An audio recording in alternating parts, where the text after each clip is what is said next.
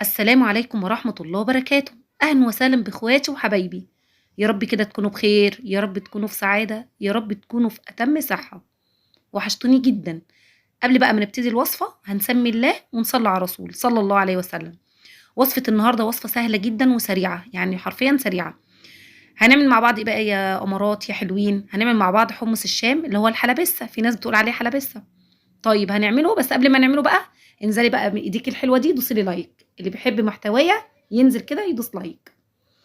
طيب الحلبسه طريقتها سهله جدا. احنا بنجيب الحمص اي كميه بقى تعجبك، بنغسلها كويس ونقعها قبلها بيوم يعني، بليله، او قبلها بساعتين ثلاثه بميه سخنه كده ايه، وطبعا ايه تغيري على الميه كذا مره، يعني وانت بتنقعيها غيري الميه كذا مره.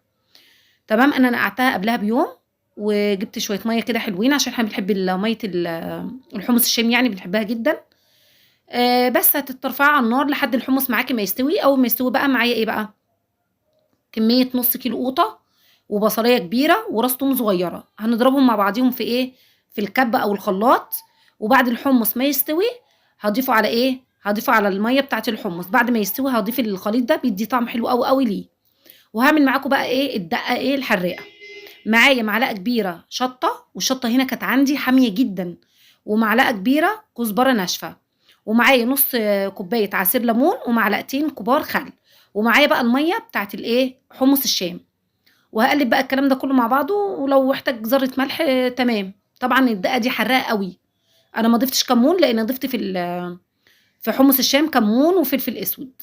ضايفه بعد ما حمص الشام، بعد ما حمص الشام استوى معايا ضفت كمون وفلفل اسود والملح. تمام. بعد الخضار على طول اللي ضربته، حطيت بقى صبيت بقى كوبايه بوريها لكم يعني، وحطيت عليها ايه من الدقه الايه الحاميه التحفه اللي احنا عاملينها. يلا وصفه سهله وسريعه، واشوفكم ان شاء الله في فيديو جديد. مع السلامه، سلام عليكم.